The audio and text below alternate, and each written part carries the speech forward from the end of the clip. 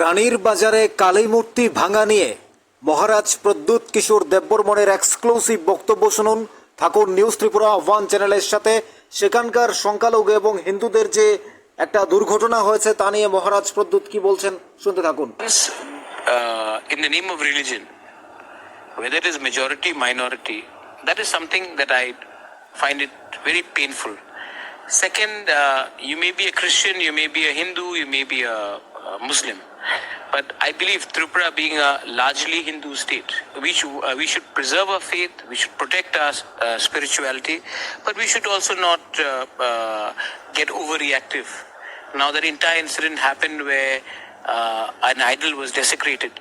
Whoever did it, whether he was a Muslim, he was a Christian, he was a Buddhist, he was a Hindu himself, whoever did it, he or she should be arrested.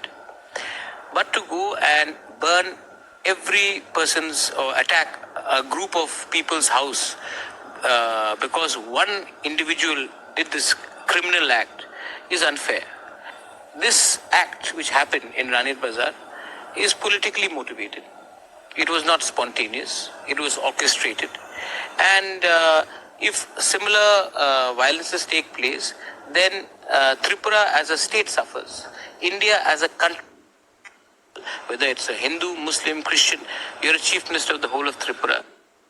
There may be, having said that, the chief minister should take strong steps because the general public don't know. And when communal incidents take place like this, then it is better for the chief minister to be a chief minister for all. Whether it's a tribal, it's a non-tribal, whether it's a Hindu, Muslim, Christian, you're a chief minister of the whole of Tripura. And so there is a section of society which wants to portray the person on top as a person who's siding with one community over another, which I don't think is the case. But then the chief minister will have to take proactive steps to make sure what I know is portrayed to the people as well. শুনলেন মহারাজ প্রদ্যুতের গুরুত্বপূর্ণ বক্তব্য। রানীর বাজারে যে দুর্ঘটনা হয়েছে সেখানে যে কালী মূর্তির মন্দির ভাঙা হয়েছে এবং তারপরে সংখ্যালঘু এবং হিন্দুদের মধ্যে একটা ঊর্ধ্বত্বপূর্ণ পরিস্থিতি, যেটা একেবারেই আচরণবিধি। এক কথা বলা যায় যে হিন্দু এবং মুসলিমদের মধ্যে যে ঘটনা হয়েছিল সেখানে যে কখনো আক্রমণ প্রতি আক্রমণের কথা আমরা শুনতে পেয়েছি। আবার মাননীয় মন্ত্রী সুশান্ত চৌধুরী সেই ঘটনাকে সুন্দরভাবে যারা দোষী তাদেরকে গ্রেপ্তার করার জন্য বিশেষ বার্তা দিয়েছেন এবং নিজে আন্দোলনকারীদের সাথে কথা বলেছেন। এখন রানীর বাজার সম্পূর্ণ শান্ত এবং সুন্দর পরিস্থিতি রয়েছে। সেই বিষয় নিয়ে মহারাজ প্রদ্যুৎ কিশোর কথা বলেছেন। মুখ্যমন্ত্রী, সবার মুখ্যমন্ত্রী, সে হোক মুসলিম, হিন্দু, খ্রিস্টান, বুদ্ধ, এই রাজ্যে আমরা সবাই বাস করি একসাথে। সেখানে মাননীয় মুখ্যমন্ত্রী প্রফেসর ডক্টর মানিক সাহা, তার যে সরকার রয়েছে সেই সরকার যারা অ্যারেস্টেড অর্থাৎ যারা এই দুর্ঘটনা ভায়োলেন্স করেছে, যারা এই কালী মন্দিরের মূর্তি ভেঙেছে, সমস্ত বিষয় যারা যেখানেই সম্পূর্ণ বিষয়টা জড়িয়ে আছে, যেখান থেকে সূত্রপাত হয়েছে, সমস্ত অর্থাৎ যারা ভায়োলেন্স করেছে, যারা অন্যায় করেছে, যারা অপরাধ করেছে তাদেরকে গ্রেপ্তার করে শাস্তি দেওয়ার জন্য বলছেন মহারাজ প্রদ্যুৎ। রানীর বাজারের ঘটনা নিয়ে মহারাজ প্রদ্যুৎ তো উদ্বিগ্ন রয়েছেন এবং তিনি সরাসরি জানিয়েছেন, রাজ্যের মাননীয় মুখ্যমন্ত্রী রয়েছেন, তিনি সেটাকে সরাসরি সঠিকভাবে দেখছেন এবং কথা বলছেন। এবং তিনি যেহেতু প্রত্যেকের মিনিস্টার, প্রত্যেকের চিফ মিনিস্টার, তিনি কথা বলবেন, তিনি দেখবেন। এবং রানীর বাজারের মাননীয় মন্ত্রী রয়েছেন, মাননীয় সুশান্ত চৌধুরী মিনিস্টার রয়েছেন, তিনি তার এলাকাতে তিনি সুন্দরভাবে এই বিষয়টাকে দেখছেন এবং যারা অপরাধী, যারা দোষী তাদেরকে শাস্তি দেওয়ার জন্য বলছেন। পুলিশ সরাসরি সেখানে পৌঁছেছেন।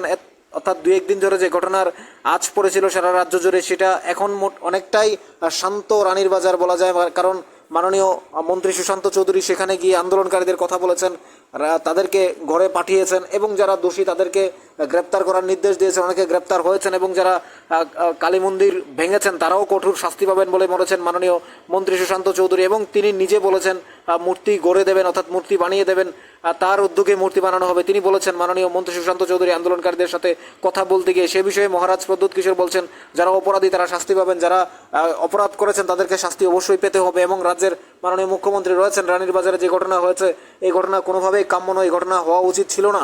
অর্থাৎ কে বা কারা মূর্তি ভেঙেছে, কারা কেন মূর্তি ভেঙেছে সেই বিষয়গুলি তদন্তে বেরিয়ে আসবে। যেহেতু রাজ্যের মাননীয় মুখ্যমন্ত্রী তিনি একজন পুলিশ মন্ত্রী, অর্থাৎ তার হাতে পুলিশ প্রশাসনের দায়িত্ব রয়েছে এবং রাজ্যের মাননীয় মন্ত্রী সুশান্ত চৌধুরী রয়েছেন অত্র এলাকায়, অর্থাৎ সেই জায়গায় বলা যায় যে এই যারা দোষী তারা শাস্তি পাবে এবং মহারাজ প্রদ্যুৎ কিশোর সেই শাস্তির দাবিতেই তিনি বলেছেন যারা অপরাধ করেছে তারা শাস্তি পাবে, যারা ভায়োলেন্স করেছে তারা শাস্তি পাবে, যারা কালী মন্দিরের মূর্তি ভেঙেছে তারা যেমন শাস্তি পাবে, যারা আক্রমণ করেছে মানুষের উপর তারাও শাস্তি পাবে। অর্থাৎ এই বিষয়টাকে মহারাজ প্রদ্যুৎ কিশোর তুলে ধরেছেন। আপনাদের কি মনে হয় জানাবেন কমেন্টস বক্সে। থাকুন নিউজ ত্রিপুরা 1 চ্যানেলের সাথে।